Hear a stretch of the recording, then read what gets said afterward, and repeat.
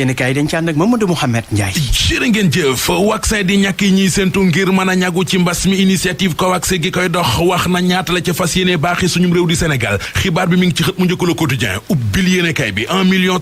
doses de vaccin Le Quotidien nee nañu moom la initiative COVAX prévoir ngir suñum réew di Sénégal feebaru coronavirus boobee ak li mu làmboo ci réew mi L'Observateur am na lu mu ci seetlu ba am ci jaaxle mu di kilifa yi ñuy dénk wàllu wér-gu-yaram yi da ci amoon ñoo xam ne bi wopp ji di soog a yegsi ci réew mi dañ cee ràññee ko woon lool guddeeg bëccëg ñoom la ñu daan dégg ñuy wax ci feebar bi mu di ministre de la santé Abdoulaye Diouf Sarr di docteur Marie Khemesse Ngom Ndiaye di professeur Moussa Seydi ba ci docteur Abdoulaye Bousso waaye li ñu seetlu moo di dañoo xëy rek disparaître kenn gisatu leen fenn kenn déggatu leen ci lenn Seydou Nourou Sall di docteur ci wàllu science communication di wax ci L'Observateur ne li ñu xëy rocceeku njuumtale ci wàllu communication beneenub docteur ci wàllu communication di Mariam Polel Ndiaye bu université Gaston Berger bu Ndar moom li mu gis moo di gaañi dañoo demoon ba latte ci gëtti nit ñi yëf yi demoon bay niru akum mise en scène boole ceekit dem nañu ba xam ne xeex feebar bi doonatu rek mbirum autorité sanitaire wala mbirum état bi waaye mbirum askan wi la saaga yeeg wax ju ñaaw ji askan wi dëkkee ci internet bi état bi def na ko mbirum boppam la si ne kay bind nañ njiit réew mi Macky Sall taxaw na temm ngir mu dañ fi démb bi ñuy def ndajam conseil des ministres fa la waxee moom président Macky Sall ne dafa bëgg ñu taxawali matuwaay ngir encadrer ak régler réseaux sociaux yi journal Les Échos nañu yamalewu ko rek ci réseaux sociaux yi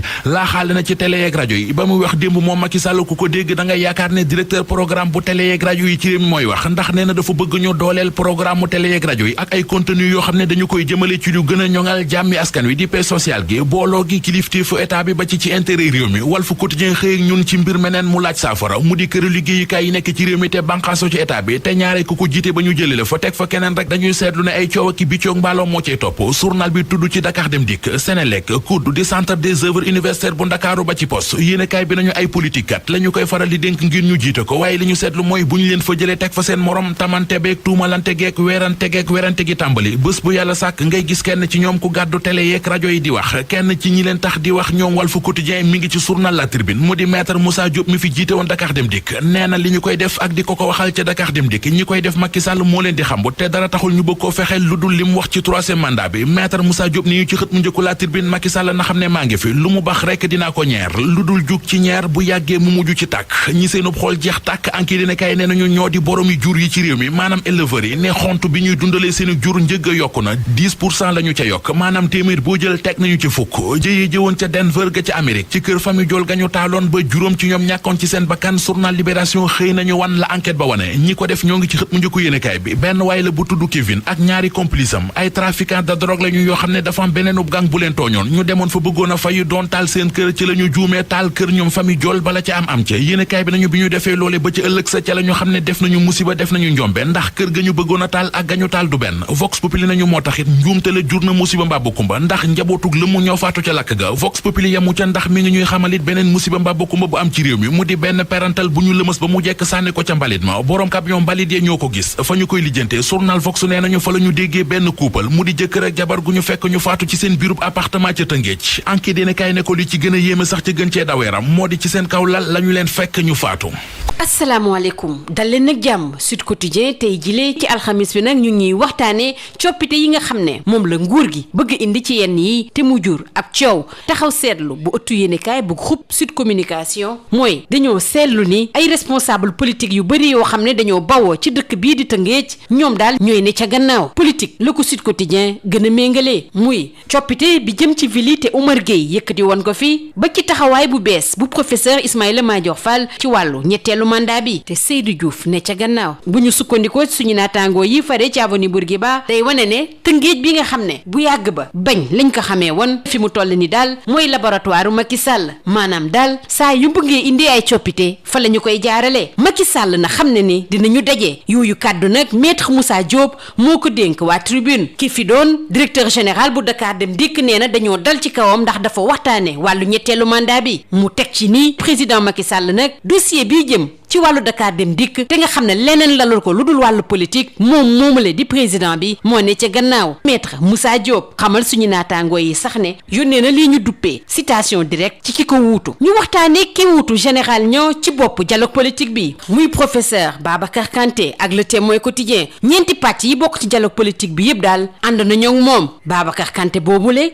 di professeur ci wàllu droit public moom la njiitu réew mi tànn ngir mu wuutu ndem si yàlla général Mamadou Niang ci bopp commission politique bu dialogue national. ñu des ak njiitu réew mi ak Le Soleil ak bataaxal bi nga xam ne moo ko signé ànd ceeg Emmanuel Macron, Angela Merkel, Antonio Guterres, Ursula von der Leyen ak Charles Michel. li tax a jug boobule bataaxal mooy daal soññ àdduna wërngal këpp ne bu ñuy xeex wàllu mbas mi daal ñu jàppalante ci wàllu test yi ci traitement yi ba ci ñaq yi ñu fexe it ba ci ñuy lal ay pexe ngir génn ci mbas mi ñu dóorandoo xàccandoo. ñu wax ba tey ci wàllu mbas mi ak l'observateur ñoom nag li leen jaaxal mooy réer mër bi nga xam ne yenn ci kilifa yi jëm ci wàllu wér-gu-yaram moom la ñuy def fi mu toll nii ku ci mel ni Diouf Sarr docteur Xemes Ngom professeur Seydi ak docteur Bousso. ñu jox ci kàddu nag ki nga xam ne xelam daa màcc jëm ci wàllu xibaar ak wàllu jokkoo di docteur Marième Pauline Ndiaye nekk fële ci université Gaston Berger bu Ndar Géej. nee na nag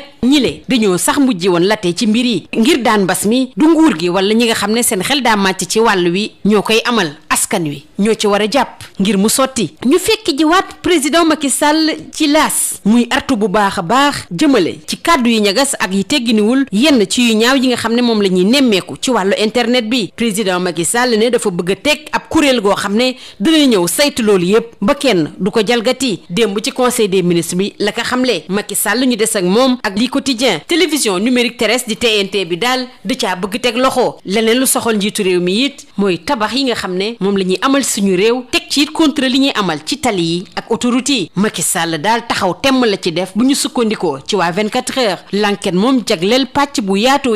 ci yokkute bi ñu nemmeeku ci xontu jur gi ak ganaar yi tax na ba sàmmkat yi bàyyi ganaar yi ak industriel yi fi mu toll nii daal duñu jaaroo taal. ñu wax nag ci wàllu justice ak réew mi quotidien ak teggi loxo bi ñu teggi loxo Boubacar Seye ak Aminata Lô Dieng ki fi doon ministre moom ak magam wala rakkam bu góor daal dañ leen tëj ñaari weeru kaso yoo xam ne duñu ko tëdd. Boubacar Seye bu Horizon sans frontières moom it bàyyi ndiggandiku la am. ñu wax ci njombe bi nga xam ne moo am fële ci Parcelles Assainies benn tuuti tànk la ñu fekk ci mbalit yi bu ñu sukkandikoo ci waa Vox Populi waa oto mbalit yi nekkoon foofule ci diggante unité 14 ak 18 ñoo fa fekk boobu la néew ñu koy ñaawlu lool. leneen loo xam ne it lu ñaaw la tiisal xol Libération moo ñu koy nettali moo jëm ci faat bakkenu njabootu njool fële ci Denver ci États-Unis ndaw yooyu nga xam ne dañuy jëfandikoo drogue te ñoo amaloon loolu le ñoom daal ñoo ñëw taxaw ni du kër googule la ñu bëggoon taal dañoo juum dañoo bëggoon fayu ci beneen groupe boo xam ne it dafa dajale ay samba booy tàggat yaram dañu koy door ak sat bi waxtaane wala Premier League bi ne City daal def na ci lu am solo ci jamono joo xam ne Liverpool xamul fu muy teg tànkam. Tottenham Chelsea muy match bu am solo muy waxtaane wàllu CHAN 2021 Guinée bi nga xam ne jàmbaar la ci mujj naa daanu final bi nag dana am ci diggante Mali ak Maroc. ñu jeexale koog waa sunu lom bi jox kàddu gi guy gi muy dalal xelu supporters yi nee na moom daal lenn moo ko ñor fi mu toll nii muy daan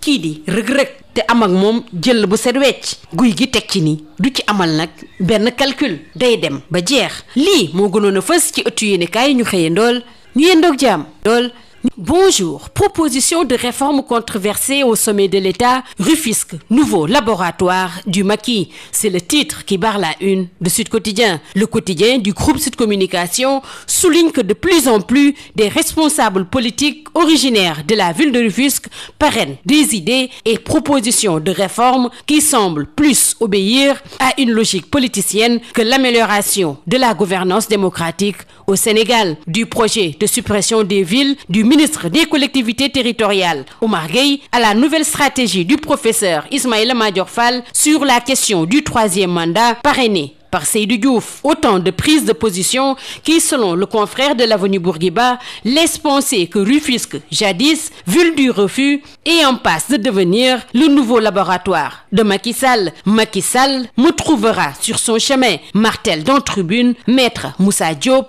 qui met sa robe rouge. Il déclare, je cite, on m'attaque parce que j'ai parlé du troisième mandat, souligne l'ancien directeur général de Dakar Dem Dikk. C'est le président Macky Sall qui est derrière le dossier Dakar Dem Dikk qui est purement politique, poursuit Maître Diop, qui annonce qu'hier, il a servi une citation directe à son successeur. Succession du général Niang à la tête du dialogue politique, professeur Babacar Kanté, l'homme du consensus, soutient le Témoin quotidien. Il a reçu le soutien unanime des quatre pôles du dialogue politique. Il hérite de la patate chaude. Babacar Kanté, professeur en droit public, a été désigné comme successeur de feu général Mamadou Niang à la tête de la commission politique du dialogue national par le président de la République, Macky Sall. Restons avec lui, avec le soleil. Tribune de Macky Sall, Emmanuel Macron, Angela Merkel, Antonio Guterres, Ursula von der Leyen et Charles Michel, avec l'appel à l'esprit d'entraide mondiale face à la Covid-19. Il faut, selon ces derniers,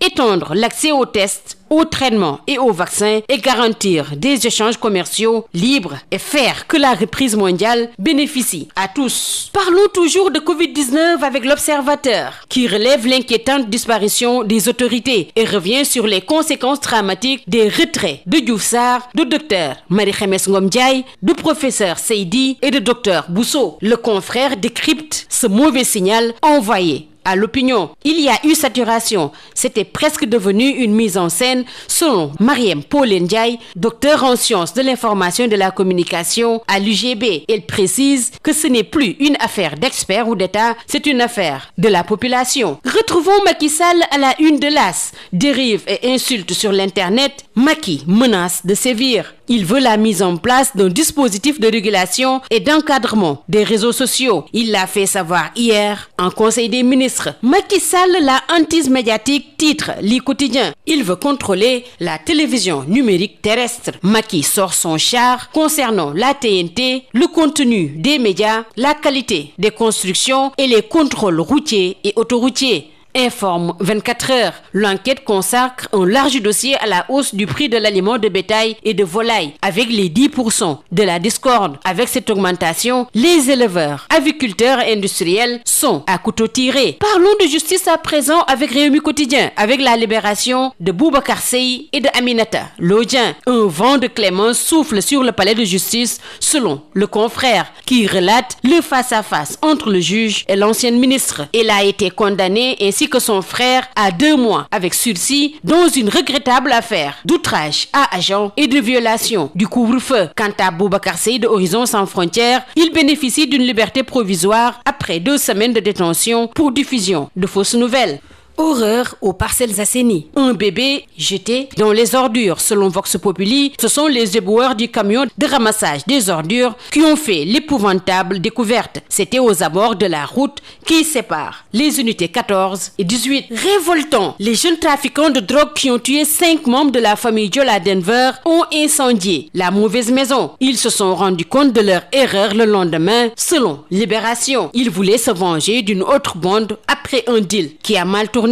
En sport, Stade le quotidien du sport s'intéresse à la Premier League. City flambe, Liverpool flanche, Tottenham Chelsea, la bataille hors du Big Four. Stade nous parle également de la CHAN 2021 avec la Guinée qui tombe avec les armes. Mali, Maroc, ce sera l'affiche de la finale. Terminons par Sunu Lamb avec Guigui qui rassure ses supporters et déclare, je cite, bastonner Reug avant de l'envoyer à terre. Il poursuit, je risque de l'amener à l'usure et je ne vais pas faire de calcul. C'est tout. À vos journaux et très bonne lecture. Journaux.